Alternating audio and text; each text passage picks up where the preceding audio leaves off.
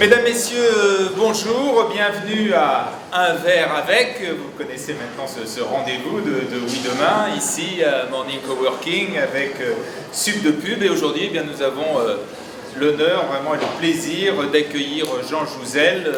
Pas vraiment besoin de le présenter, vous le connaissez tous, climatologue et glaciologue mondialement reconnu. Bonjour Jean Jouzel. Bonjour Gérard, bonsoir à vous tous. Voilà, Jean Jouzel en quelques mots, donc maintes fois distingué par des prix scientifiques, médaille d'or du CNRS, membre de l'Académie des sciences, qui est, vous le savez, un infatigable lanceur d'alerte sur le réchauffement climatique. Jean Jouzel est né d'une famille d'agriculteurs bretons. Il a été ingénieur, chercheur, il est passé au départ par le commissariat à l'énergie atomique, il a été responsable du groupe Climat, et ce sont ses travaux sur les carottes de glace prélevées dans l'Antarctique qui l'ont conduit à démontrer que le CO2 amplifie le réchauffement climatique. Et sa nomination de 2002 à 2015 comme vice-président du GIEC, le groupe d'experts intergouvernemental sur l'évolution du climat, le GIEC qui a reçu le prix Nobel en 2007, donc d'une certaine façon vous avez un petit morceau de ce prix Nobel, Jean Jouzel.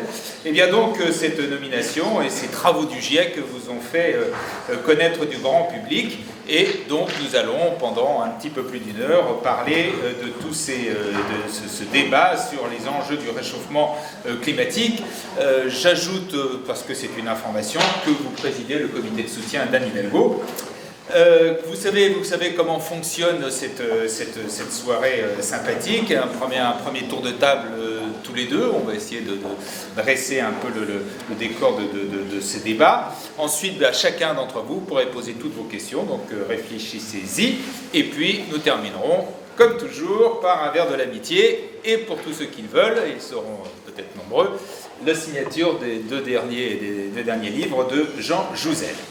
Alors, Jean Jouzel, on vous a vu à la télévision, en tout cas moi je vous ai vu, et j'imagine que beaucoup d'autres Français aussi, mercredi dernier, je crois que c'était, à Chamonix, avec le président de la République, le président Macron, qui venait faire un peu, l'idée c'était de faire un constat des effets du réchauffement climatique avec quelque chose qui est assez symbolique, puisque c'est la mer de glace qui recule, je crois, quelque chose comme de 8 à 10 mètres par an, et qui a perdu 120 mètres d'épaisseur en un siècle.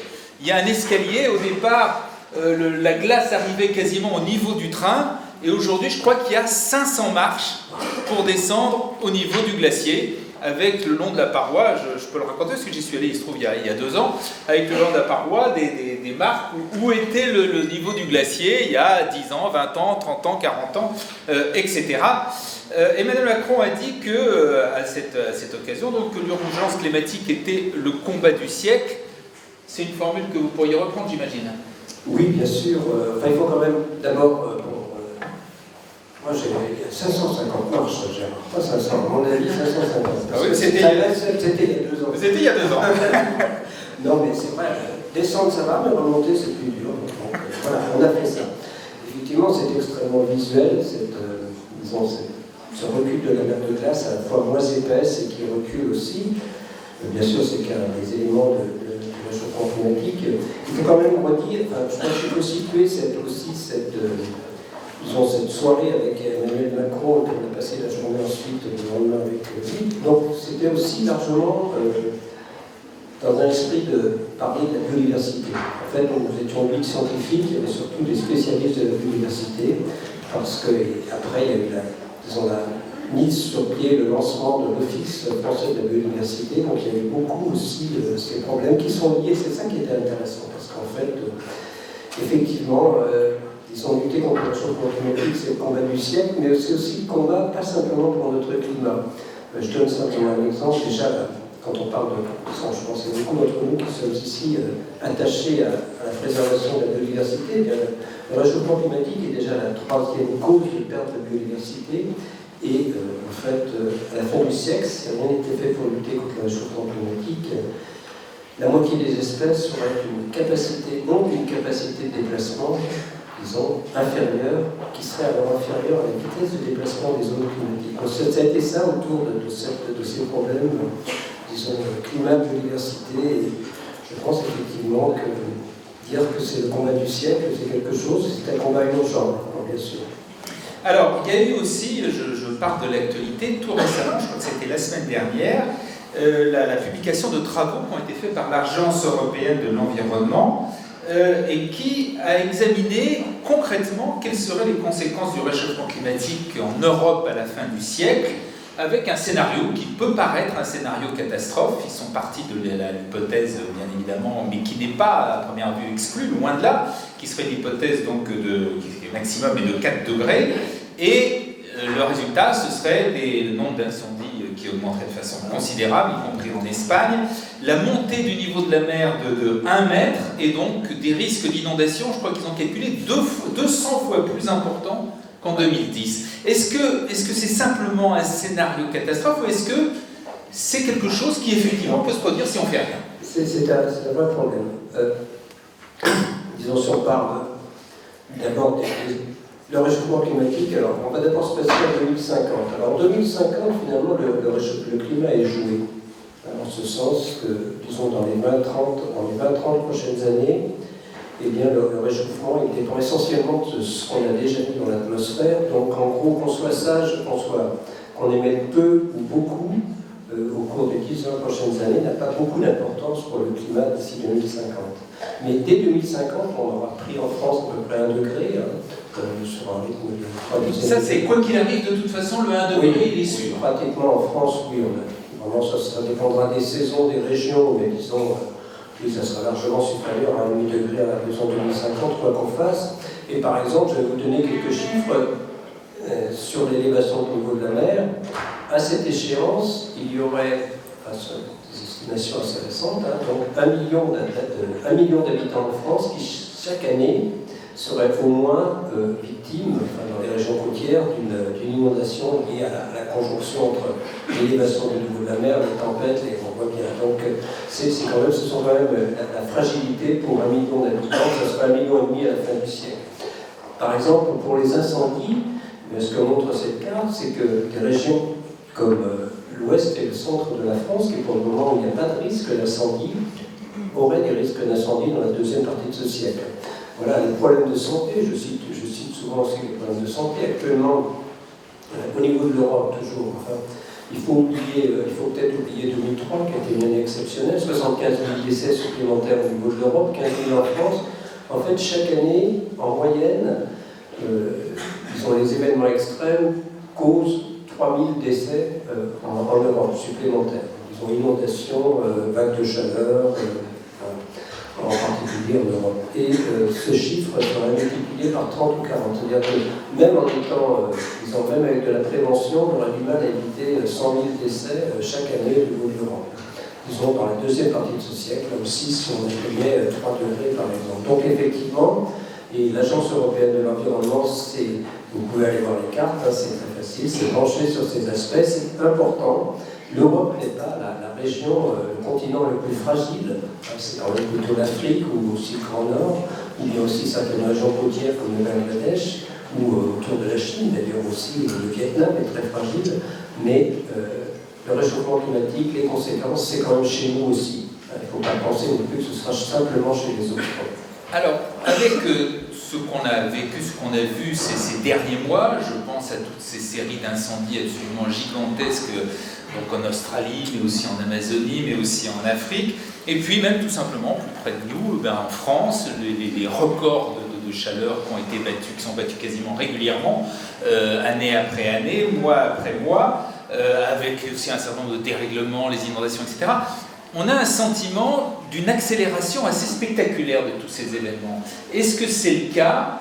Et est-ce que c'est quelque chose qui, quelque part, vous aviez été annoncé, été prévu? Oui, alors j'ai le privilège du recul. Là, j'ai commencé à travailler, j'ai commencé ma thèse en 1968, donc j'ai rapidement travaillé sur les problèmes climatiques, d'abord sur la formation de la grêle.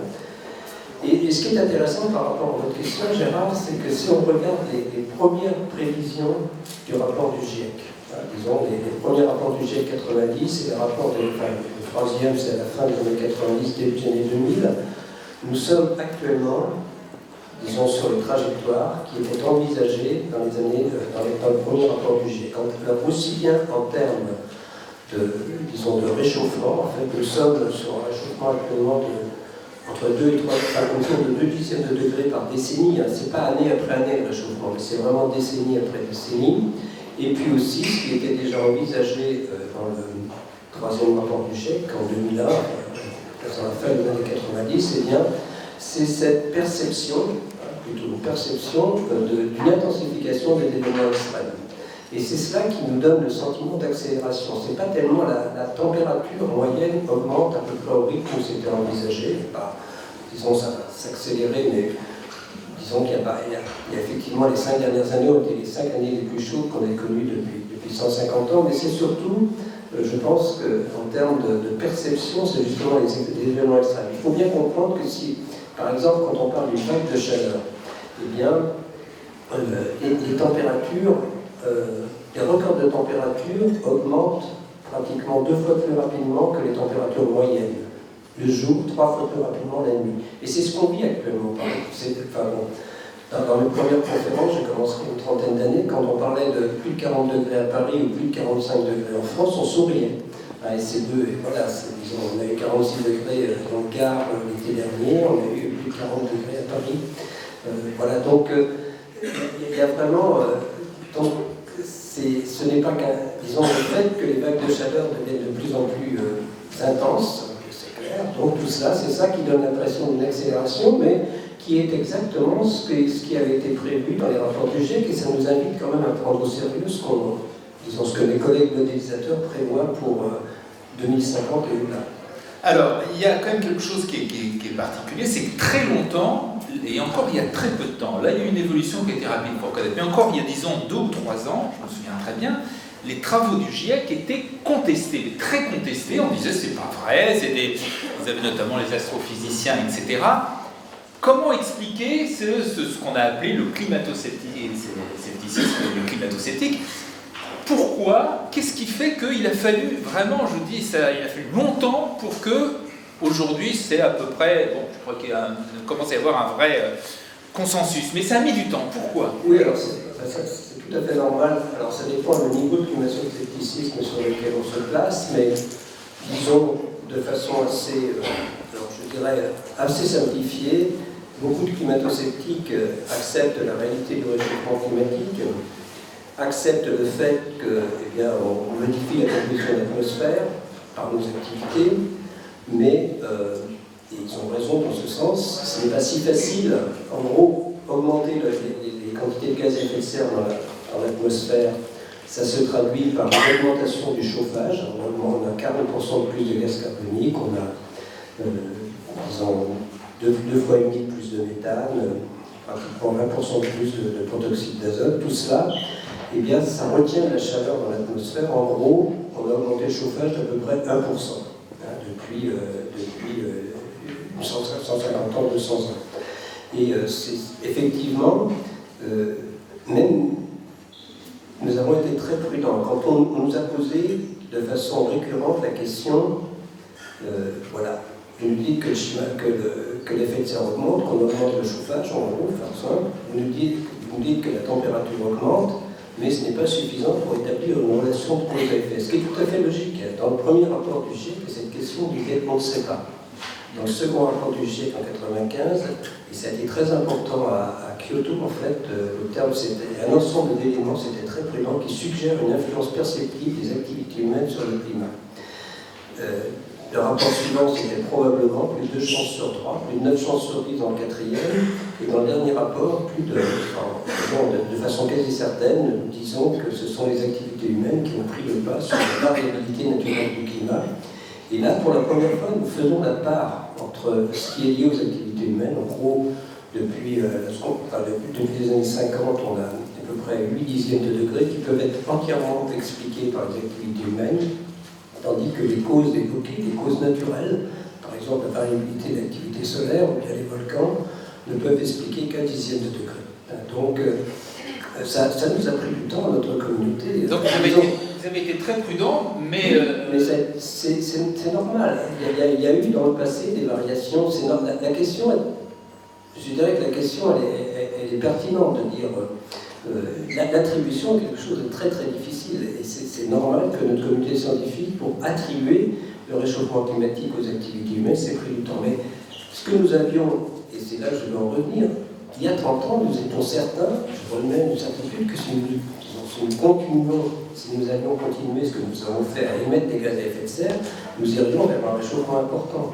Et c'est ce que je dis, c'est-à-dire que les chiffres qui étaient donnés il y a 30 ans pour l'évolution future du climat restent tout à fait exacts.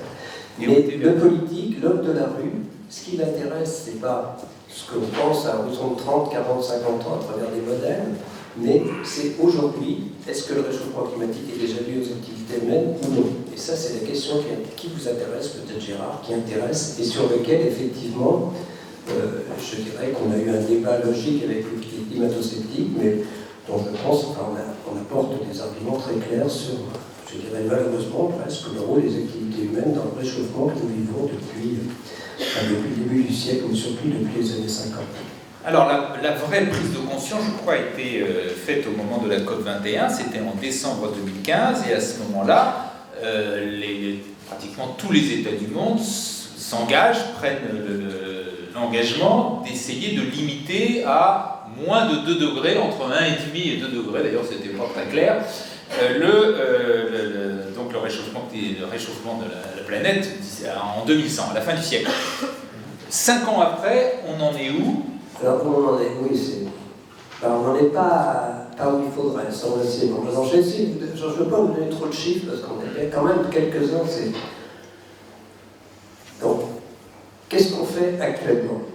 En 2019, on a émis 44 milliards de tonnes de gaz carbonique. Enfin, c'est vraiment la première contribution au gaz à effet de serre, dont 37 liées à notre utilisation des combustibles fossiles. Pétrole, gaz, charbon. En premier lieu, le charbon à l'échelle planétaire. On y ajoute 6 à 7 milliards de tonnes pour la déforestation. Donc 44 milliards de tonnes de CO2. Pour les autres gaz à effet de serre, on parle en termes d'équivalent CO2. Pour le méthane, grosso modo, il faut ajouter 10 milliards de tonnes. Donc on a 54 milliards de tonnes émises en 2019. Et voilà. Et vers quoi devrions-nous aller? Alors, si nous ne faisions rien pour lutter contre... Alors, on va se placer en 2030. On va prendre ce chiffre en 2020. On va se placer en 2030. Si nous ne faisions rien, nous pourrions aller, continuer à utiliser les combustibles fossiles en particulier, on pourrait aller vers 65-70 milliards de tonnes à l'horizon 2030, et c'est là où nous nous plaçons sur des trajectoires de 4 à 5 degrés à la fin du siècle. Avec l'accord de Paris, l'intérêt de l'accord de Paris, ce sont des engagements volontaires, mais c'est logique, c'est ce qui a fait le succès de l'accord de Paris, son universalité, mais c'est aussi logique quand on demande à des États ce qu'ils peuvent faire, et en face on met un objectif qui est quand même tout à fait justifié. Hein. L'idée des 2 degrés, c'est de maintenir le réchauffement climatique de façon à ce que les jeunes d'aujourd'hui puissent s'y adapter. C'est ça dont on parle. Hein. C'est-à-dire 1 degré, 1,5 degré, ça sera même beaucoup mieux. Donc, disons que c'est du bon sens. Hein. C'est pas... On voit bien les conséquences au-delà de 2-3 degrés, c'est vraiment... Voilà. Mais donc pour 2 degrés, alors pour l'accord de Paris, l'objectif c'est 2 degrés et si possible 1,5 degré, c'est quand même bien expliqué, donc bien en deçà de 2 degrés, si possible 1,5 degré. Mais le problème c'est qu'il faut avoir des chances de rester. Alors l'accord de Paris, les engagements actuellement, s'ils étaient plus... Alors l'accord de Paris, ça commence vraiment au 1er janvier 2021. On n'est pas encore on est toujours dans la deuxième phase du protocole de Kyoto.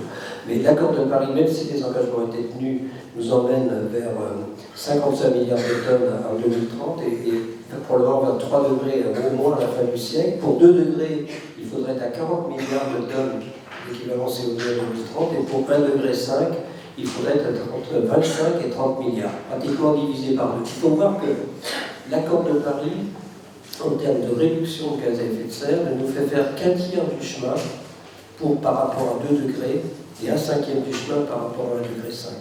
Donc, je le redis, l'accord de Paris était un succès, c'est la première fois que tous les pays l'ont ratifié, sauf la Turquie. Alors, il y en a qui sont en train de sortir, mais pour le moment, les États-Unis vont sortir à la fin de l'année. Voilà, donc c'est ça la difficulté. L'accord de Paris, c'est bien, mais on a pris du retard. On a pris du retard en France aussi, on peut en parler. Voilà, c'est faut pas simplement dire les autres, nous aussi on a fait du retard par rapport à notre feuille de route. Peut-on dire que l'objectif des 2 degrés, il est quasiment aujourd'hui perdu et il faudrait en tirer les conséquences et partir plutôt sur l'idée qu'on va être à 3 degrés, ou est-ce qu'il y a encore une possibilité de réagir et de se remettre dans les clous? Ça dépend. Donc, techniquement, il y a tout à fait la possibilité de rester en dessous de 2 degrés. Techniquement, mais il faut. Voilà, donc il y a cette possibilité, mais ça, comme je reprends les termes du GIEC, ça correspondra à un changement complet de notre mode de développement. Par exemple, je vais vous donner un exemple très simple.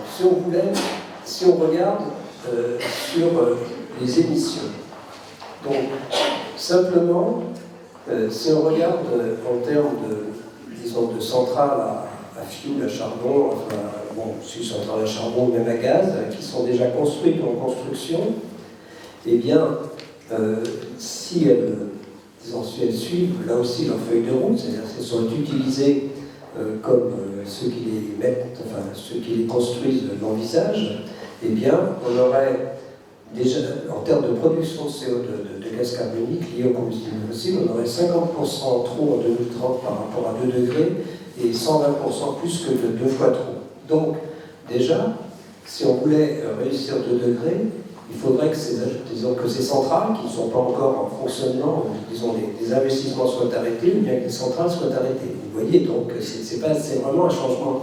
Une autre façon de voir la difficulté, c'est que si on veut rester autour de 2 degrés, il faut laisser 80% du pétrole, du gaz et du charbon qu'on a facilement accessible là où il est. Et pratiquement 90% pour 1,5 degré. Donc ça vous fait saisir, disons, le changement fondamental qu'il faudrait. Bon, moi je suis très clairement pour l'action parce que, on reviendra, mais c'est clair que le dynamisme économique, c'est de quitter les combustibles fossiles le plus vite possible. Parce qu'il va falloir la faire, cette transition. On peut en parler, mais il va falloir la faire. C'est-à-dire qu'on ne peut pas y échapper. Donc ce sont les pays qui la feront les premiers qui économiquement gagneront. Alors, il y a un débat entre ceux qui disent la croissance est toujours possible si c'est une croissance sobre, si c'est une croissance décarbonée, et ceux qui disent non, de toute façon, il faut accepter l'idée, aller vers, de façon plus ou moins radicale, vers la décroissance, la croissance zéro, voire la décroissance. Vous situez-vous dans ce débat? Moi, j'aime bien l'idée d'une croissance différente. Je vais vous donner un exemple qui est quand même très marquant. Si vous regardez, on va revenir en France un peu, donc on a une loi sur le climat-énergie qui vient d'être votée quand même, enfin, toujours dans les circuits, mais donc il y a une loi climat-énergie dont chacun connaît donc il y a un objectif de neutralité carbone à horizon 2050 en termes d'émissions de gaz à effet de serre, c'est pratiquement division par 6 au moins. Il y a un objectif par rapport au nucléaire qui est disons, la part du nucléaire qui ne dépasserait pas 50% à horizon 2035. Et il y a un troisième objectif que tout le monde oublie, c'est que la France vise à diviser par 2 son utilisation d'énergie à horizon 2050. Alors évidemment, pour faire les mêmes choses, à travers l'efficacité énergétique. Alors, d'une certaine façon, faire ça, c'est diminuer le PIB. Moi, je vous donne des avantages. Donc, le problème pour moi, c'est de cette croissance, c'est la difficulté. Enfin, pour moi, il y a un problème à utiliser le PIB simplement. Donc, je pense que si on fait les mêmes choses avec 2 fois moins d'énergie, c'est très bien. Et le PIB en souffrira. Certes, voilà, il y a d'autres exemples comme ça qui montrent que, ce qui compte avant tout pour moi, c'est effectivement l'emploi. Et donc, on fait le pari, on pourra revenir avec. On le fait aussi au niveau européen avec Pierre Laroutourou, mais on fait le pari que, c'est pas le pari, ce sont les chiffres de la Cour européenne des comptes, c'est 6 millions d'emplois créés si on fait la transition énergétique en Europe d'ici 2050. Donc c'est quoi disons, pour moi ce qui est important, c'est pas simplement le PIB, c'est aussi, disons, des rapports dans la société, tous les problèmes d'éducation et les problèmes d'emploi. Je pense que les gens sont très attachés à avoir des emplois et des emplois intéressants, parce que pour les jeunes, si on veut réussir cette transition, c'est quand même être assez inventif, c'est de la recherche, de l'innovation. Donc c'est plutôt comme ça que je vois ça que simplement, voilà, un des derniers articles que j'ai écrit, c'était avec un sociologue, Éloi Laurent, sur justement les indices alternatifs de développement. Donc voilà, donc, bien sûr, si on parle de PIB, je vous donne l'exemple de l'énergie, PIB des minérales, on ne s'en porte pas que mieux. Voilà un peu ma réponse. Donc c'est une croissance différente, si vous voulez, en tout cas. C'est avant tout le bien-être des populations et, d'une certaine façon, la joie de vivre. Une dernière question avant de vous donner la parole, donc préparez vos questions. C'est celle de... Est-ce que la science, c'est le titre d'un article qui dans le Oui Demain, que je n'ai pas d'ailleurs, tiens j'aurais pu le montrer, qui va sortir le nouveau numéro. Est-ce que la science peut sauver le climat avec l'idée de la géo-ingénierie, c'est-à-dire c'est par exemple la captation du CO2 qu'on pourrait mettre sous terre, c'est la fertilisation des océans puisque le plancton aspire du CO2, c'est la plantation de grandes forêts ou de plantes, une plante miracle qui est étudiée dans des laboratoires en Californie, la rabette, etc. C'est même bloquer la lumière du soleil en injectant des particules en altitude. Est-ce que vous croyez, est-ce que toutes cette utilisation de la science, est-ce que c'est possible? Est-ce que ça peut être une partie de la solution? D'abord, je pense que, je le redis là, moi je suis chercheur, donc bien sûr la recherche et l'innovation sont importantes, y compris la recherche, disons, au niveau du fonctionnement de nos sociétés, pas simplement la recherche technologique. Elles se valent pas toutes. Donc, moi, je ne suis pas hostile du tout parce qu'on ne va pas pouvoir y échapper au piégeage et au stockage du gaz carbonique. La première, vous avez évoqué. Je ne suis pas hostile à la reforestation, mais avec cette difficulté, on revient au dîner qu'on a eu avec le président Macron mercredi dernier, donc avec le problème de cette reforestation, c'est souvent que la biodiversité est pas en compte de cette reforestation. Donc il y a beaucoup de problèmes aussi, il faut bien penser de façon assez duale les problèmes climat-biodiversité. Il ne faut pas planter n'importe quoi. Alors, et là, et je viens de l'exprimer, Sébastien Louget tout à l'heure, pour moi, ce qui est alors dangereux, je vais essayer de dire pourquoi. Donc, ce qui est aussi très à la mode, surtout de l'autre côté de l'Atlantique, on s'y intéresse en France, mais il n'y a pas d'expérience, on essaie de suivre ce qui se passe, c'est l'injection de particules dans la basse stratosphère. C'est-à-dire, une fois qu'on a dit que à chaque grand volcan, il y avait un refroidissement de quelques dizaines de degrés pendant quelques décennies, pendant quelques années, quelques dizaines de degrés pendant quelques années, eh bien, certains se sont mis disons, comme objectif de jouer les volcanologues, c'est-à-dire d'envoyer des particules dans la basse stratosphère, disons une dizaine de kilomètres, entre 10 et 15 kilomètres, d'une certaine façon d'obscurcir l'atmosphère. Il y a deux problèmes avec ça, en fait. Le premier problème, c'est que il faut bien comprendre que si on laisse augmenter les quantités de gaz carbonique, si on continue à émettre du CO2, donc il faut à chaque moment, enfin disons, il faut continuellement augmenter la dose. Si on veut maintenir le réchauffement constant, il faut augmenter la dose de poussière, d'aérosol qu'on envoie dans la stratosphère, ce qui n'est pas évidemment. Et ensuite, il y a des effets secondaires qui ne sont pas très bien pour le moment, dont la gravité n'est pas très bien, c'est plutôt un domaine de recherche, n'est pas très bien documenté, mais par exemple sur le cycle de l'ozone, mais aussi sur les précipitations. Donc ça, mais alors, on va être, disons, admettons que les effets secondaires ne soient pas graves, disons qu'ils puissent être maîtrisés ou qu'il n'y ait pas vraiment d'importance. Admettons qu'on puisse augmenter la dose régulièrement, que ça ne coûte pas trop cher, voilà, qu'on puisse le faire. Ce qui est assez probable, c'est qu'à échelle de 10, 20 ou 30 ans, eh bien, pour une raison géopolitique ou simplement technique, eh bien, on soit obligé d'arrêter. Et donc, qu'est-ce qui se passe? C'est que le degré qu'on n'aura pas pris en France, je vous ai parlé d'un degré à l'horizon 2050 en France, disons, eh bien, le degré qu'on n'aurait pas pris, eh bien, les jeunes d'aujourd'hui le prendraient en 2-3 ans. Et ça serait beaucoup plus terrible comme conséquence. Donc, du point de vue, je trouve, du point de vue éthique, disons, ma principale remarque par rapport à cette géo-ingénierie, elle est éthique, c'est-à-dire que c'est vraiment mettre une épée de Damoclès sur les jeunes, sur la tête des jeunes d'aujourd'hui. C'est vraiment très égoïste de la part de nos générations de faire ça. Donc voilà un peu, donc c'est plus éthique. Enfin, il y a des problèmes techniques, il y a tout ça qui sont pas loin d'être résolus, mais du point de vue éthique, je trouve, vraiment, je désapprouve clairement cette idée. C'est quand même plus simple d'arrêter d'émettre du CO2 et d'en émettre moins, c'est beaucoup plus simple. Bon, c'est un peu pareil, quand on est égoïste dans ce sens que même piéger du... Enfin, il faut se rendre compte que par rapport aux jeunes d'aujourd'hui, on leur demande, En gros, on leur demande, dans les scénarios qui nous permettraient de rester à 2 degrés, voire 1,5 degré, on leur demande de pomper de l'atmosphère du CO2 que nous, on y met allègrement aujourd'hui. Donc non, mais c'est ça qu'on est en train de faire. Il faut quand même qu'on réfléchisse. Les jeunes, ils sont là. On va leur demander, donc nous, on utilise, et puis après, vous allez le pomper. C'est bien, mais quand même, on peut se poser la question d'un point de vue l'égoïsme de nos générations. On peut quand même aussi penser qu'il y a d'autres méthodes qui sont la priorité, c'est diminuer ces émissions. Voilà. Merci, voilà ce qu'on pouvait dire. Il y a déjà une première question. Monsieur, alors, il y a un micro qui... en principe, oui. Non, je vais donner le mien.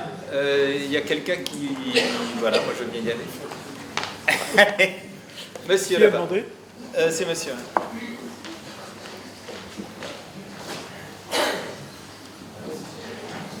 Moi, c'est pas vraiment une question, c'est une constatation, enfin un ensemble. Moi, j'ai envie de vous dire que de toute façon, le combat pour la changement climatique est perdu d'avance.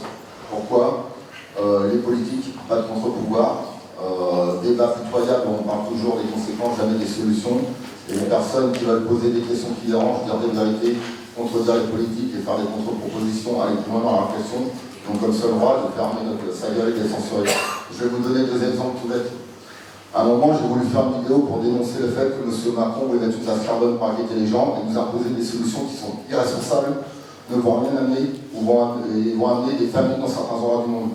Et de l'autre côté, on nous cache des solutions qui sont 0 émissions de gaz à effet de serre, 95% moins polluant que le pétrole, 200 fois moins polluant que le pétrole, qu'on va très vite implanter sur tout le territoire français et à moindre coût. Les lois que la France ne respecte pas, les solutions techniques qu'on pourra mettre. Qu'il y a des sociétés qui ont le droit d'utiliser des carburants qui sont 95% moins polluants que le pétrole et qu'un citoyen lambda qui va l'utiliser va se prendre 150 € dans la vie minimum et va se retrouver dans les tribunaux pour escroquerie à la TIPP. J'ai appelé les 5 questions que ça amène avec des solutions pour arrêter le gaspillage de l'énergie, entre autres. J'ai appelé ou contacté des associations pour leur dire voilà, je voudrais entrer en contact avec des gens comme vous pour faire un bon documentaire de qualité. Merci. Oui, mais il y a beaucoup de gens. Donc, une question. Donc, vous donnez une question. Je peux parler et des personnes qui peuvent m'aider pour réaliser la vidéo, etc. Greenpeace, on ne va pas vous aider. Les autres, je n'ai pas reçu de réponse. Le 350, je me suis fait jeter comme de la merde. Deuxième exemple, et là c'est aussi pareil, une autre chose, j'ai voulu faire un partenariat industriel pour développer un produit qui soit pour éradiquer le plastique. Les sociétés m'ont dit on va pas faire continuer sur le système actuel. Alors maintenant j'en arrive à la conclusion, vous voyez. La réalité, c'est que nos politiques ont fait le choix de sacrifier ma génération et c'est à venir en imposant un modèle de société de consommation où les gens avec des nuisibles, des prédateurs, des criminels, des nazis, ils n'ont aucun respect pour la vie humaine, végétale et animale, conduisant l'humanité droit vers le chaos économique, social et écologique, alors qu'il existe des solutions pour produire et consommer de façon responsable, intelligente et écologique. Nous donnons oui. Merci bien. Merci. C'est plutôt un commentaire. D'abord, c'est vrai que je n'hésite pas à parler des solutions. Disons que ces solutions sont largement discutées. Donc moi, je viens d'une réunion, donc je suis dans le comité de gouvernance de la Convention citoyenne, donc c'est 150 citoyens qui se réunissent régulièrement, donc ça sera dans une quinzaine de jours. Et ce qu'on évoque, bien sûr, ce sont les solutions. On se regroupe autour de 5 grands thèmes: se nourrir, se loger, se déplacer, produire et travailler, consommer. Donc on s'intéresse beaucoup aux solutions et bien sûr, et je pense que ces citoyens vont faire des propositions intéressantes, mais qui ne seront pas forcément facilement acceptées, parce que c'est notre vie de tous les jours. Je rappelle quand même que se déplacer, se nourrir, se loger, c'est plus de la moitié de nos émissions. C'est notre vie de tous les jours. Donc voilà, donc c'est vrai qu'on est tous concernés, donc non, voilà. Je pense qu'il faut parler des solutions aussi, c'est pas parce que je ne l'ai pas fait qu'on peut en parler. Les questions servent à ça. Allez-y, monsieur. Oui. Bonjour, et merci, je vais essayer de faire court. Merci pour effectivement toutes ces informations. Moi je m'appelle Vincent, je suis le fondateur d'une maison d'art oratoire qui aide les entrepreneurs sur des projets à impact positif pour la société.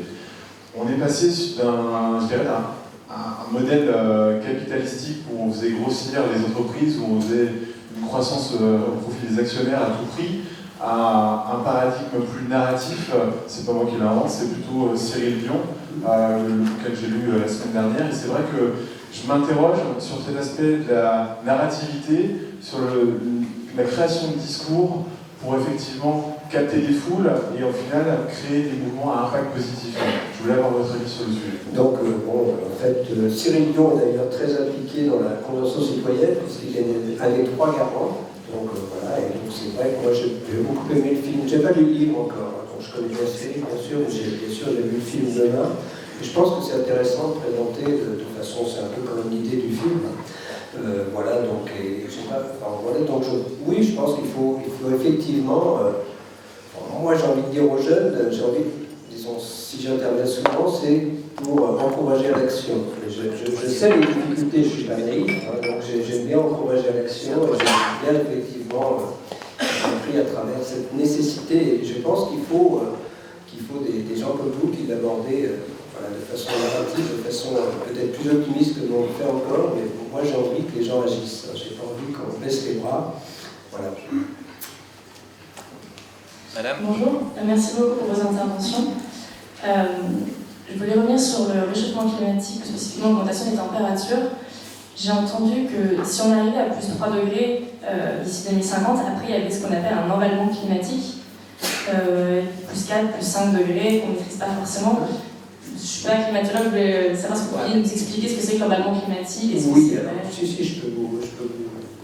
Donc, il y a différentes. Enfin, disons que, par exemple, quand on parle de plus 4 ou plus 5 degrés à la fin du siècle, on ne tient pas compte dans les modèles actuels de la fonte des sols gelés du permafrost. Donc, il y a des sols gelés en Sibérie, au nord de l'Arctique, dans les montagnes aussi d'ailleurs, où il y a beaucoup de matière organique et chaque année, ça fond de plus en plus profond à cause du réchauffement climatique, la couche active, et donc il y a de la matière organique qui se libère et qui, disons, peut former soit du gaz carbonique, soit du méthane.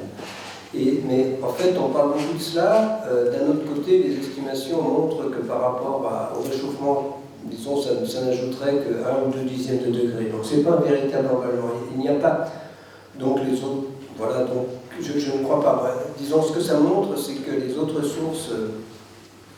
Disons, je peux dire ça d'une autre façon. C'est-à-dire qu'il me semble qu'il y a certaines personnes qui parlent d'emballement du système climatique, c'est-à-dire du fait qu'on ne pourrait plus le maîtriser d'une certaine façon pour se dédouaner notre rôle. C'est ça que je veux dire, vous comprenez ? Et ça, c'est faux. Je veux dire, ça reste, et de loin, nos activités qui sont les premiers émetteurs de gaz à effet de serre, et les premiers risques. Les autres, on peut les évoquer, bien sûr, mais c'est vraiment nos activités qui sont au cœur du problème, et ce n'est pas le risque posé par le permafrost ou par, disons, le changement de circulation océanique, et voilà, c'est ce que je veux dire. Donc oui, il y a effectivement mais le cœur du problème, c'est bien nos activités. Merci, oui. Bonjour, merci beaucoup pour toutes les informations. Alors j'ai 2 questions, une pour le climatologue, l'autre pour le militant. La première, c'est pour le climatologue, est-ce que vous pourriez juste simplement nous résumer rapidement la manière dont l'incertitude est traitée par le GIEC, comment lire les rapports facilement, et notamment une question sur les nuages, parce que j'ai lu que on connaissait mal ça. Et pour le militant, plus la question, vous avez parlé justement des liens actualité, biodiversité, climat, de la question aussi du rôle social et politique, comment les changements sociaux sont intégrés justement au rapport du GIEC et comment on se place par rapport justement au risque d'environnement et sur la question de la collapsologie. Potentiellement. Attends, la première question, j'ai oublié pour moi dire. La première, c'était quoi déjà? Ouais, non, les galos, je sais, l'erreur. Moi, je relis la deuxième. Donc, bah oui, donc effectivement, quand on parle d'un réchauffement, il y a effectivement des sources d'erreur. Par exemple, quand on double le gaz carbonique, quand on double la quantité de gaz carbonique dans un modèle, ça on peut le faire, c'est facile dans un modèle. En fait, il y a des incertitudes qui sont liées, en particulier aux interactions entre le nuage et le rayonnement. Et c'est ça la principale source d'incertitude. Et ça peut aller, disons, largement autour d'un facteur 2. Donc, Voilà, donc quand on parle d'un réchauffement de 4 ou 5 degrés, les modèles qui sont les moins réactifs, c'est plutôt 3, et il y en a certains qui vont jusqu'à 6-7. Alors ça, on a effectivement toute cette analyse des incertitudes qu'on ne cache pas. Ça, c'est des incertitudes des températures moyennes globales. Et on a encore plus d'incertitudes, et on le dit, dès qu'on s'intéresse, et c'est ce qui m'a intéressé les décideurs politiques, dès qu'on s'intéresse au climat à l'échelle régionale. Donc effectivement, c'est pour ça qu'on essaie toujours d'améliorer. Donc il y a toujours beaucoup de recherches à faire. Donc il y a des incertitudes à tous les niveaux sur les précipitations, mais il y a des certitudes, voilà, c'est que l'augmentation de l'effet de serre va conduire à un réchauffement climatique global, voilà, et avec des conséquences, mais effectivement, on sait de façon quasi certaine que le réchauffement va être plus important dans les hautes latitudes de l'hémisphère nord, moins important sur l'océan, mais à chaque fois, on est très prudent en termes, par exemple, de caractéristiques régionales du changement climatique. Et donc oui, il y a des incertitudes, mais il y a aussi des certitudes qui sont suffisantes pour l'action, c'est ce que je dis souvent. Alors la deuxième chose, oui, disons la collapsologie plutôt. Donc, alors c'est cette idée que, bon voilà, donc cette idée qui est que notre civilisation aurait tendance à, disons, un effondrement de notre civilisation qui en France a des porte-paroles très visibles comme Yves Cochet, Fred Vargas, Pablo Servigne, Raphaël Stevens, je pense que vous avez lu tout ça. Donc effectivement, on a écrit, je ne vais pas être trop long, on a avec des collègues, Alain Grandjean, dont on est ici, donc Jacques Lecomte, enfin Isabelle Denemois, donc on a écrit une tribune dans le Monde dans laquelle, c'est peut-être pas très... On renvoyait dos à dos les collapsologues et puis les climato-sceptiques en disant que vous soyez... Enfin, si vous êtes collapsologue et si vous êtes climato-sceptique, dans les deux cas, ça pousse à l'inaction. C'était ça qu'on avait écrit. Alors, j'ai eu une réaction tout de suite de Pablo Servigne, un mec très sympa de Pablo Servigne, qui nous a dit « Mais non, il faut en discuter ». Alors, depuis, on discute. La réunion se passe chez nous, là, je sais pas, dans le 12e, voilà. Donc on a eu Pablo, on discute avec Patrick Vivray et tout, on essaye de voir en quoi... Bon, l'idée de Pablo Servigne est quand même que la collapsologie ne pousse pas à l'inaction, mais doit pousser à l'action. Donc, voilà. Bon, mais derrière, il y a tout le problème de survivalisme, mais ça, c'est passionnant. C'est un point. Alors, maintenant, le deuxième point qui m'intéresse beaucoup, c'est avant tout un problème social, le réchauffement climatique. Il faut bien comprendre ça. Bon, moi, je suis au Conseil économique, social et environnemental. Un des derniers avis qu'on ait fait, c'est sur ce qu'on appelle la justice climatique. C'est-à-dire que le premier risque du changement climatique, c'est d'accroître les inégalités. Alors ça, c'est très clair. En France, c'est vrai, sur les populations... Bon, si vous prenons par exemple ces gens ces personnes qui vivent dans les vallées de l'Aude, du Gard ou de l'Hérault, qui sont régulièrement inondées, eh bien, ce sont des endroits où l'immobilier ne vaut plus grand-chose. Bon, même si c'est une inondation tous les 10 ans, ça change de vallée chaque année, mais enfin à peu près. On voit bien que donc forcément les gens qui sont là ne peuvent plus quitter. Voilà, donc il y a ça. Ensuite, il y a aussi une injustice qui est celle qui peut résulter de mesures prises pour lutter contre le réchauffement climatique. Et ça, c'est le cas de l'augmentation de la taxe carbone. Donc si vous regardez, c'est le dernier rapport du Haut Conseil pour le climat, alors en termes d'émissions de gaz à effet de serre, il n'y a pas photo, ce sont les couches les plus aisées de la population qui y contribuent le plus. Mais en termes relatifs, par rapport, disons, l'augmentation de la taxe carbone aurait affecté, telle qu'elle était envisagée, 3 fois plus les bas revenus que les hauts revenus. Pas en termes absolus, bien sûr. Cette contribution carbone, il faut bien comprendre, par rapport aux revenus, et c'est ça l'injustice. Donc on peut avoir aussi des injustices, et c'est quand même ça qui était à l'origine du mouvement des Gilets jaunes, en tout cas. Après, il y a eu d'autres choses, mais la première lettre, Laetitia Ludowski, vous voyez bien. Donc voilà tout ça. Et le GIEC a vraiment, oui, il y a des chapitres sur la pauvreté, il y a disons, sur tous les problèmes de santé, tout ça, c'est quand même traité dans le GIEC pas mal, si vous avez le temps d'aller dans le chapitre 3, il y a, disons, sur ce qu'il faudrait faire pour lutter contre la pauvreté, pour le lien entre pauvreté et disons, le réchauffement climatique. Il y a un des points qui est, bon là c'est peut-être plus personnel, mais c'est vrai que j'ai eu l'occasion avec Pierre Laroutourou, on a eu l'occasion de passer une demi-heure avec le pape François, le dernier, c'était à peu près un an maintenant, un peu moins, en disant, en tête à tête pendant du temps, et il nous a dit rapidement, alors il m'a dit, disons, vous pouvez parler français, mais moi je parle espagnol, donc il y a un traducteur, il nous dit le climat, on ne va pas trop en parler parce que je sais de quoi on parle. En gros, son encyclique Laudato Si était remarquable, mais il a dit, et c'est ce dont on a discuté, c'est avant tout le problème du changement climatique, c'est un problème social avant tout. Et ça, je suis vraiment sur cette ligne également. Et disons, on est quand même assez attentif dans le GIEC par rapport à ça. Alors, pas dans le groupe, moi je suis vice-président du groupe scientifique, alors ça, voilà, il y a vraiment un groupe qui s'intéresse plus aux solutions, à ces aspects aussi plutôt sociaux. Alors, ça existe et c'est tout à fait consultable. Merci. Qui a le micro? Une autre question? Il y a plusieurs mains partout, donc allez-y. Bonsoir. Donc moi, ma question, Ça va, merci. s'adresse au climatologue que vous êtes, et c'est pour rebondir sur la question de la société. Je m'interroge en fait sur l'évolution du métier de climatologue. Et donc, on a eu toute une phase d'alerte où les climatologues ont posé des constats en fait. Et toute ma question est, enfin des constats et des prédictions, pardon. Voilà. Et maintenant, comment est-ce que vous voyez le métier de climatologue, son évolution, pour essayer de construire en fait une société qui soit plus résiliente? Tout à fait. Bon, c'est un des problèmes. Je pense qu'on a une politique très faible. C'était tout le problème de l'adaptation au réchauffement climatique. Pour répondre à la question, il y a toujours beaucoup d'incertitudes dans on a toujours de la science à faire, de la recherche, par exemple, sur les projections régionales, tout ça.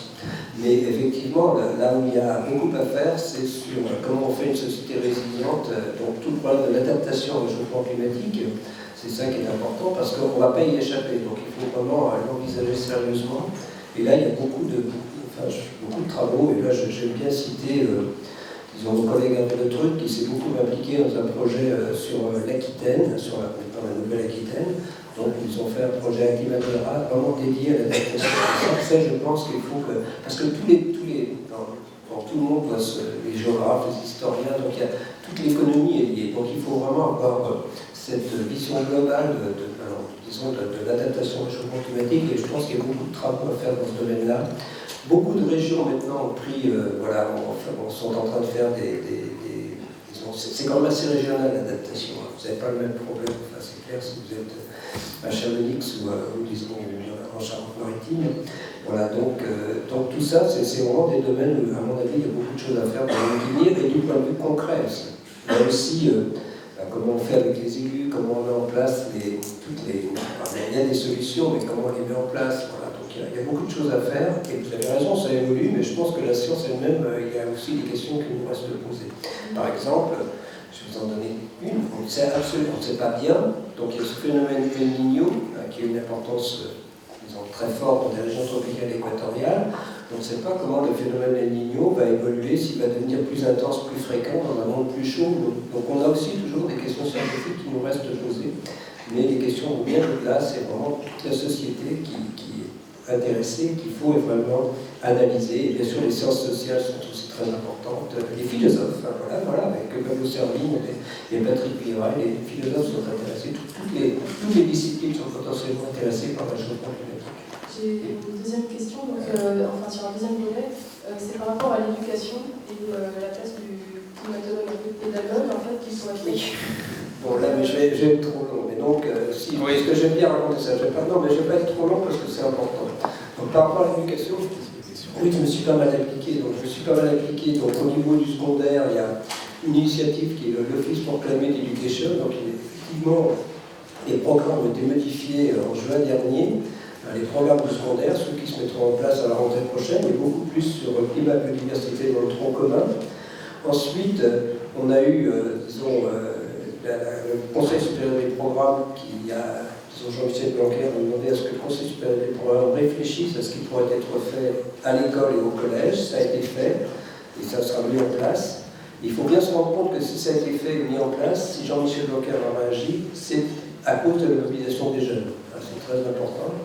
Et du coup, donc, moi je me suis impliqué à mon niveau, et du coup, Frédéric Vidal s'est dit qu'il fallait faire quelque chose dans le supérieur, et donc, elle a mis en place un groupe de travail, alors, que que j'ai le plaisir de présider. La première réunion, c'était la semaine dernière, vous voyez, donc un groupe de travail pour qu'on réfléchisse à ce qui pourrait être mis en place dans ces domaines de la transition écologique au sens large, en termes d'enseignement, enfin de sensibilisation, en tout cas sur, du supérieur, enfin, l'enseignement supérieur dans son ensemble. Parce que actuellement, il me semble absolument anormal qu'il y ait des gens qui sont comme moi ici, qui ne savent même pas parler du réchauffement climatique. Ils ne savent pas de quoi il s'agit, ni de la perte de biodiversité, ni rien. Donc il y a vraiment quelque chose qui ne va pas. C'est-à-dire que les gens qui sont aux manettes ne connaissent rien sur les problèmes qui sont au cœur du développement des 10-20 prochaines années. Et mon souhait, c'est que les jeunes d'aujourd'hui soient des honnêtes hommes ou des honnêtes femmes dans ce domaine. Voilà. Bonjour. Allez-y. Myriam Doumbouya. J'avais le micro. Elle est là, au fond là. Allez-y, posez vos questions. Admettons que vous puissiez décider, vous, de 3 mesures. Une mesure dans le logement, une mesure dans l'énergie et une mesure dans le transport. Qu'est-ce que vous feriez pour aller dans le sens de ce que préconise notamment... Une mesure dans le logement, moi, j'ai présidé dans le Grenelle de l'environnement, je présidais le groupe climat-énergie, groupe 1 avec Nicolas Stern. Donc dans le logement, moi, une mesure qu'on avait proposée qui n'a pas été acceptée, en fait c'est la profession qui n'avait pas accepté, c'était effectivement, disons, une rénovation. Pratiquement, on n'arrivera pas si on n'impose pas, enfin, il faut aider, mais en tout cas s'il n'y a pas une, disons, précipitation dans le logement, c'est à chaque session une vente ou même un changement de location, enfin en tout cas une vente d'un appartement, vraiment de lui imposer de nouvelles normes par rapport à l'énergie. Donc je pense que c'est la seule façon par rapport à l'ancien de progresser. Alors, autrement, on n'y arrivera pas. Et c'est assez intéressant, on verra bien si cette mesure ressort, mais c'est largement discuté par les citoyens actuellement. Alors, pour le transport, je pense que il y a deux choses. Enfin, la mobilité douce, moi je suis plutôt à pied, alors, je ne fais pas de vélo, donc je regarde c'est les vélos, parce qu'ils traversent les vélos, mon problème c'est que les vélos, les piétons sur les passages cloutés au feu vert, les vélos traversent quand même. Donc maintenant, mais bon, je suis quand même pour le développement du vélo. Voilà, donc voilà, on discute beaucoup de cela, je pense qu'il y a beaucoup. Bien sûr les transports en commun, et contrairement à ce qu'on peut penser, je pense que l'avenir des territoires, c'est justement le véhicule électrique, parce que c'est bien adapté aux gens qui ont 40-50 km à faire chaque jour. Alors tout le problème, c'est le prix du véhicule électrique, le problème des batteries qu'il faut résoudre, évidemment, comment on produit l'électricité, voilà, mais je pense qu'il y a un avenir, du véhicule électrique, pas simplement en ville, comme certains y pensent, mais aussi dans les territoires. Alors le problème de coût, moi je pense qu'il va se résoudre à un moment donné assez rapidement, peut-être pas en Europe, mais au niveau mondial. Ensuite, sur l'énergie, donc je me suis exprimé, moi je pense que la loi est équilibrée, c'est-à-dire que je pense qu'il faut continuer à développer du renouvelable, voilà, mais je pense qu'au niveau français, je pense que ce sera difficile, même je connais bien les scénarios de l'ADEME et de Megawatt, je ne sais pas s'il y a des gens ici, mais je pense que ce sera difficile d'atteindre l'objectif de neutralité carbone en 2050, disons, sans avoir une part du nucléaire, comme le dit la loi. C'est un peu ça ma position là-dessus, mais bon, je suis quand même très, très fortement favorable au développement des énergies renouvelables. Je suis très fier d'avoir eu le trophée des énergies renouvelables il y a 2 ans. Voilà. Merci bien. Allez-y, madame. Bonsoir. On entend de plus en plus d'entreprises qui s'engagent à être neutres en carbone en 2030-2040, avec notamment Microsoft par exemple. Oui. Premièrement, qu'est-ce que vous en pensez? Deuxièmement, quelles sont les industries qui vous pensez vont être les premiers et celles qui sont un peu voilà, ce que j'en pense, c'est pour beaucoup de ces industries, c'est à travers la compensation. Voilà, et vous avez vu, c'est qu'on aller planter des arbres, donc on a, disons, aller planter des forêts, je ne sais pas où, disons, si vous avez suivi la COP de Madrid, le problème, l'article 6, je crois, si je ne me trompe pas, en gros, le problème de la COP de Madrid, c'est complètement, on verra comment ça se passe à Glasgow l'an prochain, c'est-à-dire que ces compensations qu'on fait, donc les entreprises veulent les compter, ils vont planter les arbres, mais le pays, il veut les compter, c'est-à-dire on risque d'un double comptage de ces compensations. Il y a un vrai problème derrière, donc c'est pas si simple. Donc oui, c'est bien de compenser, mais il faut bien vérifier que c'est une véritable compensation, qu'effectivement elles ne nuisent pas à la biodiversité. Donc, voilà, donc autrement, je pense que c'est mieux que de ne rien faire. Mais bon, il y a quand même derrière, il faut être un peu prudent. Bah, les premières qui le font, ce sont les compagnies aériennes, vous voyez bien, dans EasyJet, la RC. Voilà, mais sur le principe, vous trouvez que c'est une bonne idée? c'est oui, mais sur le principe, mais la réalité, c'est que tout le monde, même avec les compensations, moi je serais convaincu quand les émissions à l'échelle planétaire vont commencer à diminuer. Pour le moment, on n'arrête pas d'augmenter. Donc, bon, les gens parlent de compensation, mais ça ne compense rien pour le moment, parce que les émissions commencent à augmenter. Donc, moi, ce qui m'intéresse, c'est une vision globale, ou même au niveau français, donc on tienne nos objectifs. Voilà. Donc, je ne suis pas hostile, mais si c'est vraiment une vraie compensation, ça se traduit par une diminution d'émissions, réellement. Allez-y. Oui, bonsoir, merci pour vos interventions qui sont peut-être absurdes. Est-ce qu'il y a des espèces qui profiteraient du réchauffement climatique et est-ce qu'elles pourraient avoir un impact positif sur la planète? Oui, alors, non, mais c'est une bonne question. Pourquoi? Bien sûr qu'il y a, par exemple, oui, il y a des espèces, par exemple, la faune, les poissons qui vivent en Méditerranée, il y a certaines espèces qui profitent du réchauffement de la Méditerranée. Dans l'océan, il y a des endroits où il y a certaines espèces qui bénéficient du réchauffement. Donc, il y a quand même un point qui était très largement répandu il y a quelques années, c'était que l'agriculture allait bénéficier du réchauffement climatique. En fait, c'est faux. Si on regarde, effectivement, le réchauffement climatique, s'il est limité, le rendement agricole n'est pas tellement affecté, mais à mesure que, si on regarde, il y a des régions qui gagnent et des régions qui perdent. Ce qu'on oublie, c'est ce qu'il faut. Par exemple, on va prendre le cas de l'agriculture. Les régions qui gagnent, c'est sûr que vous allez faire du blé, par exemple, dans une partie de la Sibérie ou de l'Ukraine, vous ne pouvez pas en faire actuellement, c'est trop froid. Donc il y a des parties, des territoires qui peuvent gagner, mais il y a beaucoup plus de territoires qui perdent parce qu'au-delà de 30 degrés, il n'y a plus rien qui pousse de façon optimale. Et donc quand on fait le bilan, à mesure que le réchauffement climatique se met en place, les régions qui gagnent, il y en a, disons les régions qui perdent prennent le pas sur les régions qui gagnent, très nettement. Donc oui, il y a certaines régions, on pourra faire du blé, on ne pouvait pas il y a 30 ans, 40 ans, on peut dire que c'est gagnant, mais il y a beaucoup plus, globalement, la productivité agricole, c'est ça qui est important, diminuera. Donc c'est pareil, il y a certaines régions où les ressources halieutiques augmenteront, mais globalement, elles risquent de diminuer. Donc effectivement, si vous regardez localement, il y a des bénéfices. Voilà. Alors, juste une question, je vais revenir sur la compensation, parce que Nicolas Hulot dit qu'on se fait un rapport de 1 à 3, de toute façon c'est de la blague et ça ne sert à rien. Donc, et je ne comprends pas bien en fait le phénomène globalement d'une compensation réussie. Une compensation réussie, ça serait effectivement si... D'abord, on en discutait encore aujourd'hui, donc là c'était au CE, une audition sur la biodiversité. Le problème de la compensation actuellement, c'est que même si elle est bien faite au départ, il y a aucun contrôle. C'est-à-dire que vous plantez des arbres, votre compensation va se faire sur 20-30 ans, ne pas se faire. Donc après, disons, on peut savoir qu'au bout de 20 ou 30 ans si la compensation a été efficace. Alors ça, c'est un premier point. Donc il faut vraiment, donc ça ne veut pas dire que c'est... Donc si c'est bien fait, on peut effectivement replanter des arbres et, disons, piéger du CO2. Après, il faut savoir ce qu'on fait des arbres aussi, parce que si on utilise...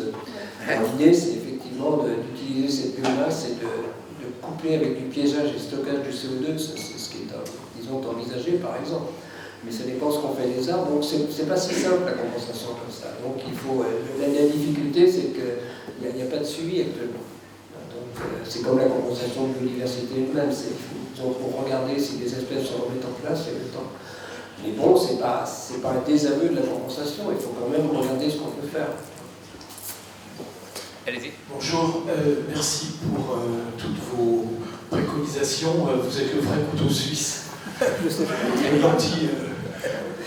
Réchauffement mais non, il y a plein de questions que vous ne m'avez pas posées, mais auxquelles je ne saurais pas répondre. Voilà, j'ai deux observations, une observation et une question. L'observation, c'est sur l'éducation. On se rend compte, malgré tout, que quelles que soient les initiatives qu'on prend, on voit bien qu'effectivement les jeunes s'intéressent, les jeunes participent, les jeunes essayent de conceptualiser tout ce qui pourrait avoir pour effet d'éviter d'être sur cette pente infernale, mais dès qu'ils sont sortis de la classe, dès qu'ils sont sortis de l'école, du collège ou du lycée, je dirais, le chasser le naturel, il revient au galop. Et donc la question subsidiaire serait de savoir comment on peut aller plus loin. Ça, c'est ma première observation. Et puis j'ai une autre question, si vous permettez. Assez vite, hein, parce que... C'est celle des pouvoirs des élus locaux. Quels sont, de votre point de vue, les possibilités, les marges de manœuvre, les leviers que les élus locaux peuvent actionner dès les prochaines élections municipales? D'un côté, ils ont beaucoup de leviers, les élus locaux, sur, disons, quand on parle d'urbanisme, de logement, de transport, mais aussi de développement de renouvelables, c'est quand même entre les mains des collectivités, des régions, ça dépend après, même du maire d'une petite commune. Donc les élus locaux ont quand même beaucoup de pouvoir. Ce qui leur manque, c'est plutôt les moyens financiers. Donc c'est bien, enfin, ça là aussi, il y a de moins en moins, disons que dans les textes, l'élu local a beaucoup de pouvoir sur la façon de développer sa ville, de la développer par rapport à ce qui nous intéresse aujourd'hui. C'est aussi tous les problèmes d'adaptation, c'est important, quelqu'un qui fait attention au développement de sa ville, les transports en commun aussi. C'est plutôt le nerf de la guerre, c'est que voilà, il y a peut-être moins d'argent qu'à une certaine époque dans les régions, dans les communes, voilà, mais il y a quand même beaucoup de moyens d'action qui sont là. Et c'est pareil dans les moyens d'action comme je pense que si vous êtes maire de La Rochelle ou d'à côté, il faut quand même être assez strict. Il faut imaginer que cette élévation du niveau de la mer d'un mètre dont on parle en 2100, elle peut vraiment être là. Donc il y a aussi des responsabilités énormes des élus locaux dans ce qu'ils autorisent, dans ce qu'ils n'autorisent pas. Voilà, donc c'est quand même important. Madame, oui, bonsoir. Et je vous demande à tous des questions assez courtes. Alors, assez court. Voilà, parce que...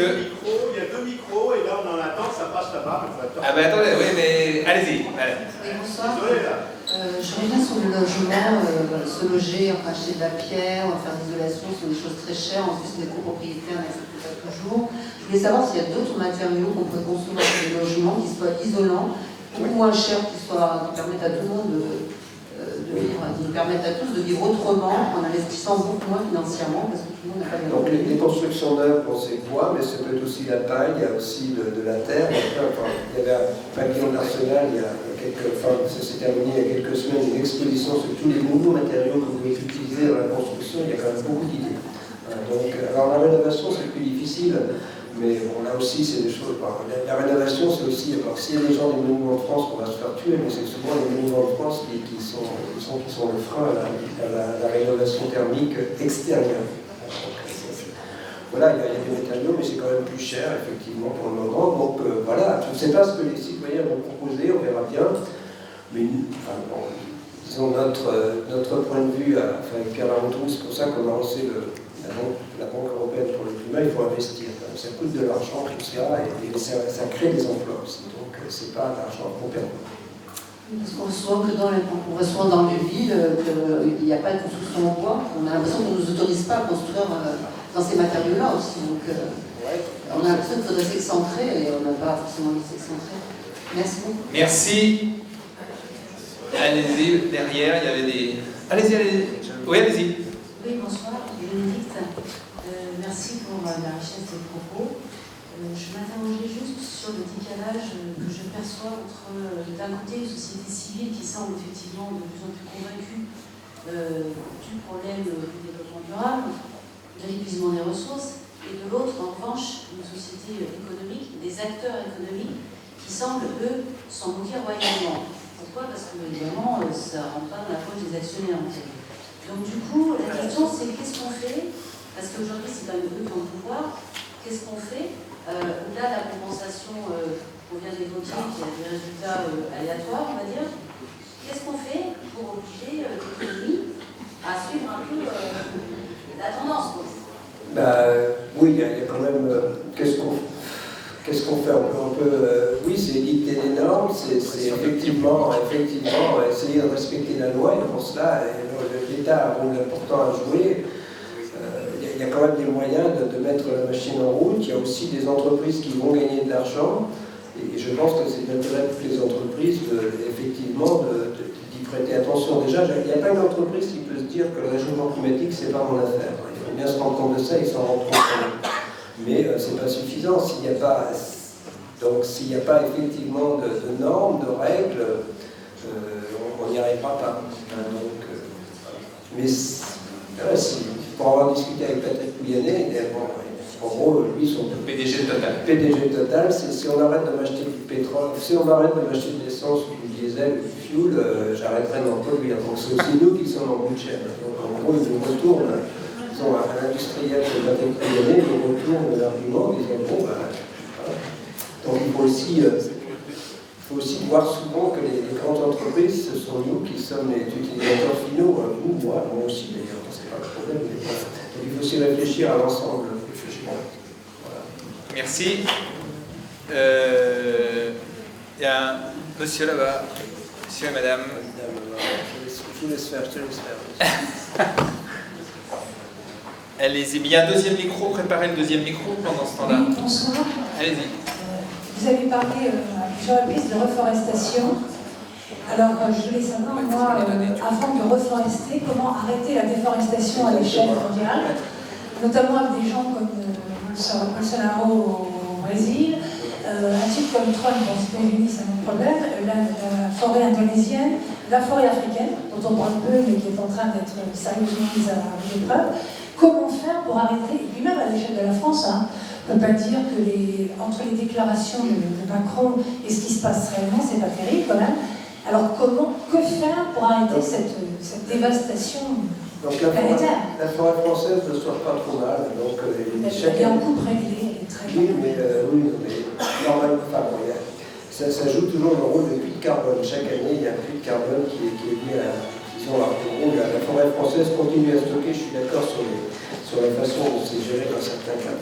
Ensuite, au niveau mondial, il y avait cette... il y a eu des propositions de... Disons, ces pays veulent bien protéger leur forêt, mais on les paye pour ça. Ça a été discuté au niveau du GIEC, il y a même eu, alors je ne sais plus si c'était en Colombie, quelqu'un qui avait dit qu'il n'exploiterait pas les ressources dans ce Colombie, en Bolivie, c'est pas grave. Mais c'est pas grave, donc ils ont un chef d'État qui avait dit on est d'accord pour ne pas déforester, pour ne pas exploiter le pétrole et les ressources qui sont sur ce territoire, mais payez-nous pour ça. Et il y a eu un engagement qui n'a pas été tenu, et effectivement ça n'a pas tenu, parce que donc... Voilà, je vois bien, moi je discute avec les Congolais pour l'Afrique qui viennent me voir à chaque COP. En gros, ce qu'ils demandent, ils veulent bien préserver, mais ils demandent aussi qu'on les compense. Donc voilà, c'est ça le jeu actuellement. Il y a aussi une responsabilité de notre part. Par exemple, c'est quand même le développement de l'élevage en Europe qui contribue d'une certaine façon à la culture, à l'extension de la culture du soja au Brésil. Donc on est aussi, notre économie est porteuse aussi de façon de déforestation potentielle, même si elle n'est pas chez nous, il faut regarder. Merci, oui. Et je vous propose 10 minutes encore, c'est bon? Ça va. 10 minutes. C'est très bien, on avait 10 minutes.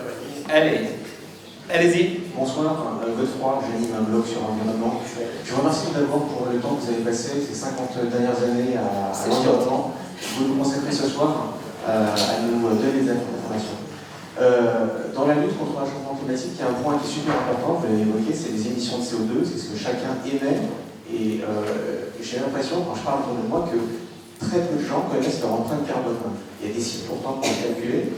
J'aurais presque envie de poser la question aux gens qui sont ici, si ça ne les dérange pas. Est-ce que ceux qui ne connaissent pas leur empreinte carbone peuvent lever la main? Moi, je suis pas d'accord.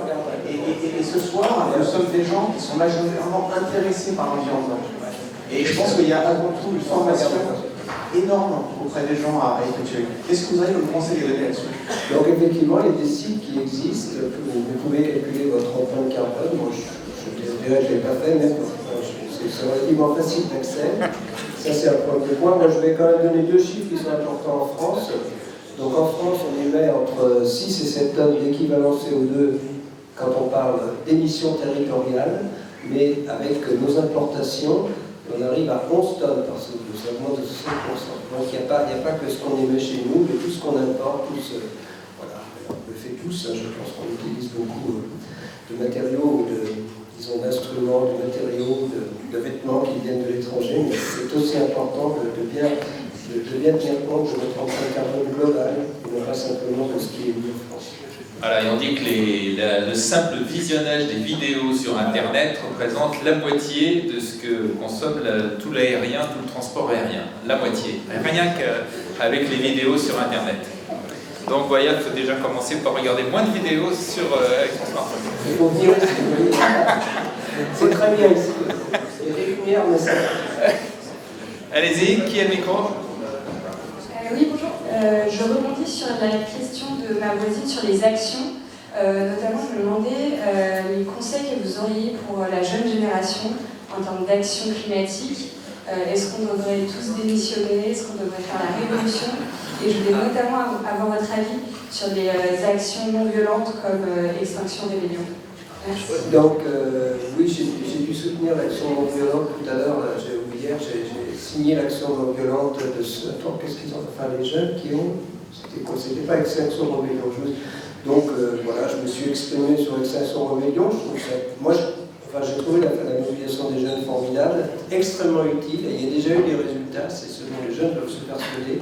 C'est pour ça qu'il y a des résultats, je l'ai dit sur l'éducation, donc c'est très important de se mobiliser. C'est vrai que moi, je suis allé à toutes les marches où j'étais à Paris, la dernière c'était quand même extrêmement difficile, hein, donc voilà, donc c'est vrai que ça nous a un peu découragés. Donc moi je pense qu'il faut agir, et chacun agit à son niveau, moi j'essaye de le faire, mais c'est vrai que je n'ai pas répondu par exemple à l'invitation d'aller à Extinction Rébellion, ce que certains de mes collègues ont fait. Mais ça ne veut pas dire que je désapprouve. Je suis aussi très légaliste, par exemple. Je ne suis pas allé décrocher les tableaux, les portraits d'Emmanuel Macron, mais ça ne veut pas dire que je désapprouve, et je ne l'ai pas fait moi-même, je vais dire, mais je pense qu'il faut agir et le dire. Et donc l'action est très importante. Je préfère aller marcher, une marche qui était... Celle qui arrivait place de la République était très sympa. La dernière qui arrivait à Bercy, il n'y a plus personne à Bercy, hein, comme je peux dire. Voilà, donc oui, moi je suis pour l'action, pour le dire. Je préfère le faire de façon plus pacifique que certains. Bon, voilà, je ne désapprouve pas et je pense que les jeunes doivent agir de façon très claire. Manifester, pas que les jeunes d'ailleurs. J'espère qu'il faut s'exprimer. Merci, parce que je suis sûr que vous agissez. Bonsoir, j'aimerais vous solliciter sur deux points parce qu'on est dans un climat un peu anxiogène, nous sommes tous un peu coupables. Alors il se trouve que le monde ne tourne que parce qu'on est dans la surproduction, la surconsommation, c'est ce qui fait tourner les usines et qui accessoirement produit nos salaires. Qu'est-ce qu'on fait avec ça?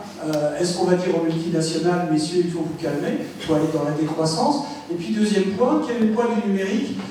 Et est-ce qu'il ne ferait pas aussi partie de la solution pour autant qu'il puisse lui aussi être un peu coupable?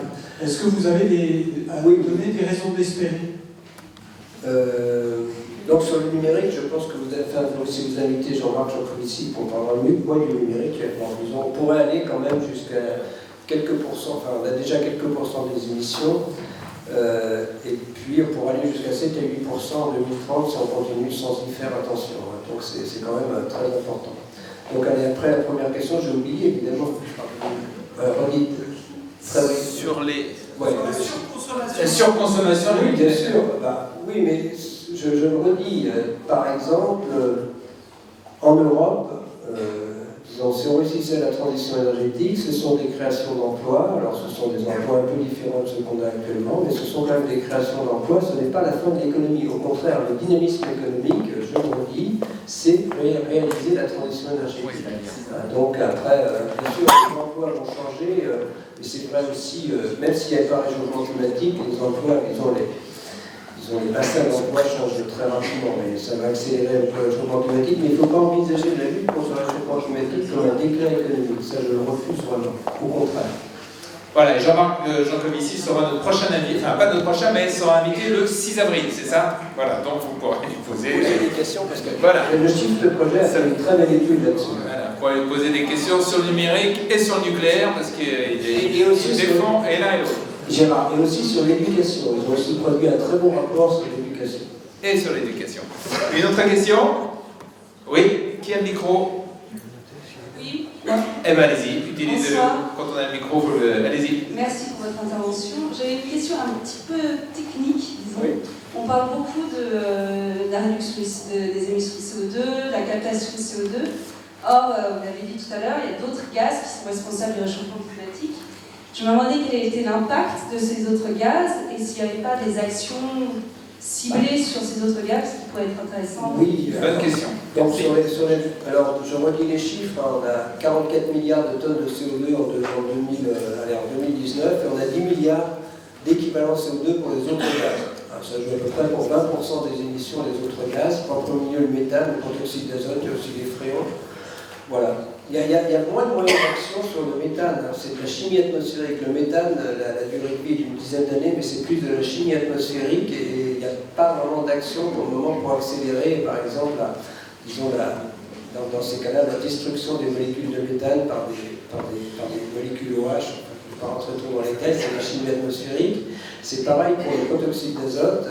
Donc il y a, disons, il y a... Et on ne peut pas en produire moins. Si, alors justement, donc au moment de de détruire plus rapidement, donc au niveau de l'alimentation, c'est important. Donc il y a 3 leviers hein, pour le méthane en particulier. Le premier levier, c'est dans les pratiques agricoles elles-mêmes. On peut imaginer une façon de nourrir le bétail en émettant moins de gaz à effet de serre. Le deuxième, c'est quand même le gaspillage alimentaire. On reste autour de 25% de ce qui est produit qui est gaspillé. Donc ça, c'est très important. Et le troisième, c'est quand même le régime alimentaire. Donc ça, le dernier rapport du GIEC, il y a tous les chiffres là-dessus, hein, sur les types de régimes qui comptent. Donc il y a des choses à faire quand même au niveau, globalement agriculture-alimentation, parce que c'est pas qu'agriculture-alimentation, oui, il y a des choses à faire. Et dans le monde de l'agriculture, il y a aussi tout le piégeage du carbone dans les sols. Il y a aussi beaucoup de possibilités pour le monde agricole. Hein, donc il y avait effectivement... Voilà, mais c'est aussi, mais pas dans la destruction, on ne peut pas accélérer les pluies, c'est pas facile. Allez, les 2 ou 3 dernières questions, allez-y. Oui, bonjour. Je suis statisticien, économiste et consultant et je travaille, je ne sais pas où, mais sur certains territoires.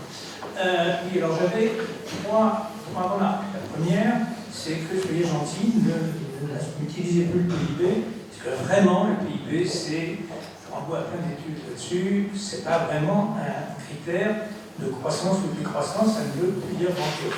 Il y a l'histoire classique, si on épouse, ça va être mais c'est pas le sujet. Il y a bien d'autres cas où le PIB devrait être compté. Ça, c'est une remarque. Deuxième chose, sur l'action individuelle. Beaucoup de choses qui se sont dites ici ont trait à ce qu'on peut faire individuellement. Ce qu'on peut faire individuellement, et vous l'avez fait, je vous en remercie, c'est que les gens soient sensibilisés. Ça, c'est vrai. Et pour faire un jeu de pression. Troisièmement, il y a une chose qui a été dite et qui est un peu fausse, c'est que Total est maître de ses investissements. C'est faux. Maintenant, ce qui compte, c'est le capitalisme financier. Qu'en pensez-vous? C'est-à-dire, on a parlé de BlackRock, à lui tout seul, il peut racheter Total et pas mal d'autres. Or, c'est pas un hasard si l'autre jour, il y a eu une invasion de BlackRock, et le fait qu'il n'est pas tout seul, il y a d'excellents travaux sur l'enfer du capitalisme financier, et le problème du capitalisme financier, du finance, et puis des capitalistes. Les capitalistes avaient une boîte à sauver quand même. Or, les financiers purs, ils ont 3 ans au maximum d'horizon. Ce qui veut dire, et donc le dernier point, sur l'action individuelle, je prends un exemple. J'ai des petits-enfants, essayez de leur demander de ne pas bouffer du Nutella. Il faut faire. Tout ce qu'on peut leur dire sur le reste, c'est bien, mais Nutella, non! Grand-père, on veut du Nutella. Je veux dire, d'aussi bons produits qui ne contiennent pas les vaines saloperies, qui sont causes dans les forêts. C'est pas bien, les forêts. Oui, mais les forêts, c'est très bien. Donc, bon, je vais reprendre. Oui, non, excusez-moi, il faut... Non, merci. Merci. Donc, sur le capitalisme financier, c'est le point le plus important quand même. Oui, je pense, et je l'ai là aussi écrit, je pense que, disons, en tout cas, je dirais que les règles de l'OMC, qui sont quand même l'épine dorsale du capitalisme financier, sont quand même tout à fait orthogonales, sinon plus, par rapport à, disons, complètement opposées à ce qu'il faudra mettre en place pour lutter contre le réchauffement climatique, c'est très clair. Disons, la maximisation des échanges n'est pas favorable à la lutte contre le réchauffement climatique. Disons, la lutte contre le réchauffement climatique serait plutôt synonyme de relocalisation des activités.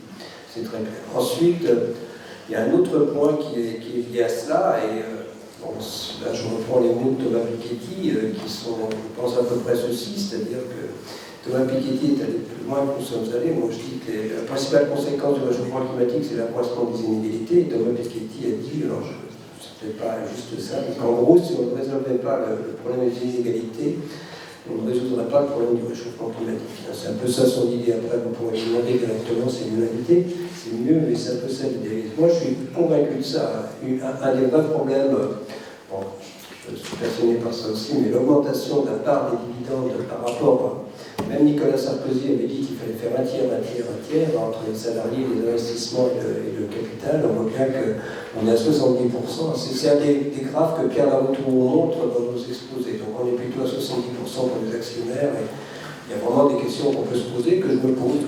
C'est pas ce soir qu'on va les résoudre, mais il faut se les poser effectivement. Merci. Allez, une ou deux questions avant de conclure. C'est Gérard qui commande, moi j'arrête.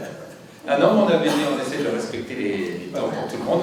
Allez-y, madame, si vous avez le micro. Oui, bonjour. Des questions assez courtes si possible pour qu'on puisse en prendre. D'accord, très courte. En fait, je voulais savoir ce que vous pensez donc d'une politique de régularisation de la natalité.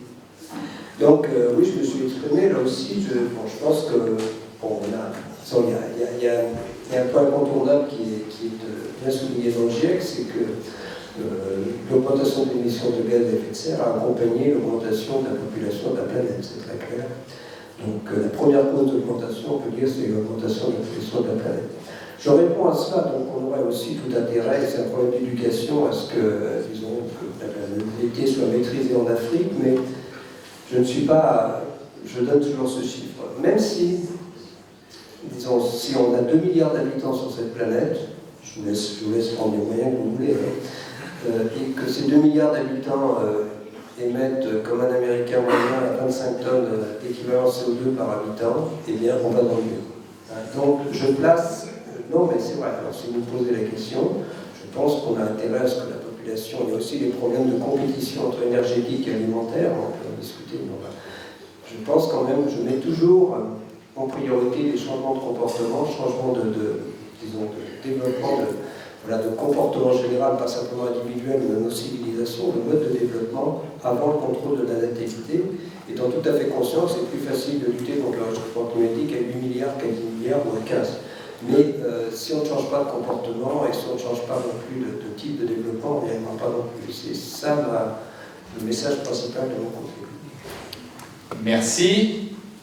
Dernière question peut-être? Moi, c'est parce que j'ai aussi 7 petits-enfants. Il y a des gens qui le savent, alors s'ils disent ça, mais bon. Allez-y. Avec 2 enfants, simplement. Bonsoir. Selon vous, quel serait le plus gros frein? Ce serait plutôt l'influence des acteurs économiques ou l'immobilisme des gouvernements? Moi, je pense que le plus grand frein, c'est chacun d'entre nous. C'est très clair pour moi. Donc, on est tous concernés. C'est facile d'accuser les autres, mais il y a aussi des gens, enfin pas ici, je pense pas, mais il y a aussi des gens, on peut leur mettre tous les transports en commun à leur porte qui garderont leur voiture. Voilà. Donc, on doit aussi se poser des questions par rapport à chacun d'entre nous. Je pense que chacun, on est tous concernés, c'est ça que je veux dire. Donc, voilà, moi je pense que, bon, j'ai